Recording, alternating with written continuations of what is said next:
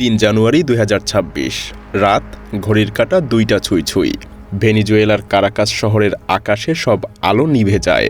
ভোর ৫টার মধ্যেই ভেনিজুয়েলার president Nicolas Maduro কোথাও নেই। বিস্ময়ে বাকরুদ্ধ সারা দেশ। কিন্তু কিভাবে দুনিয়ার নজর এড়িয়ে এমন দুঃসাহসিক অভিযান চালাতে পারল যুক্তরাষ্ট্র? আসলে সবার চোখ তখন ক্যারিবীয় সাগরের দিকে। মার্কিন নৌবহর এবং যুদ্ধজাহাজগুলোর মহড়ায় ব্যস্ত বিশ্ব মিডিয়া। তাতে হতভম্ব ভেনিজুয়েলার সামরিক বাহিনীও নজর রাখছিল সমুদ্রে সম্ভাব্য আক্রমণের আশঙ্কায়।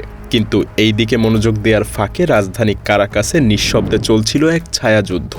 এটা কোনো নিয়মিত যুদ্ধ না, ছিল এক সুচারু সার্জিক্যাল এক্সট্রাকশন অভিযান। টার্গেট স্বয়ং দেশের রাষ্ট্রপতি।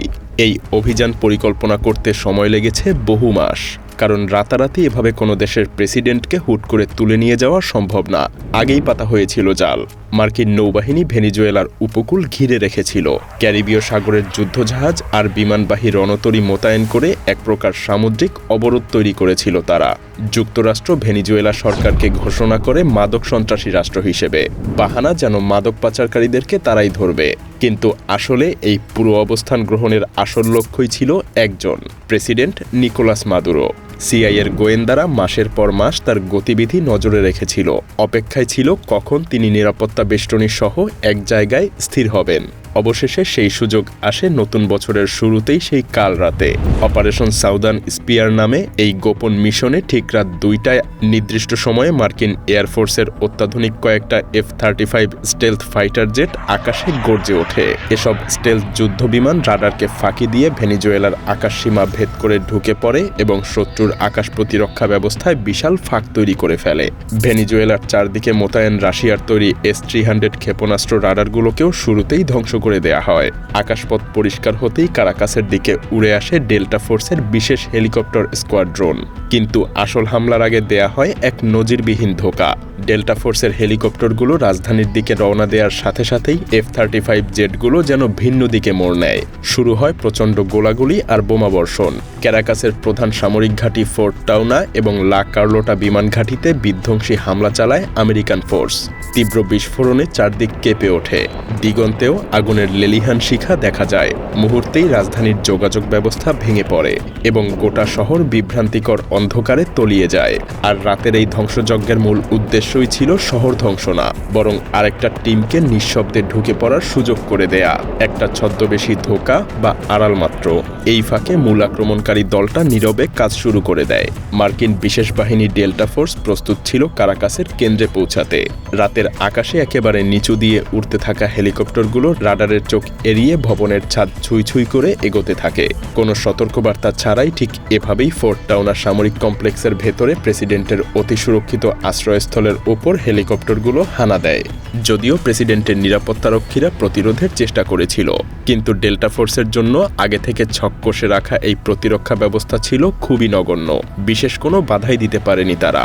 উপরে হেলিকপ্টার থেকে ভারী মেশিন গানের গুলিবর্ষণ চলতে থাকায় প্রহরীরা মাথায় তুলতে পারছিল না।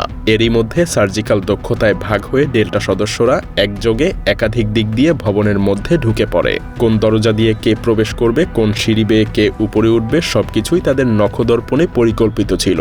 অভিযানকারী দল নিরাপত্তারক্ষীদের আতঙ্কিত করতে সেকেন্ডের মধ্যেই দরজা উড়িয়ে ঘরের ভেতরে প্রবেশ করে।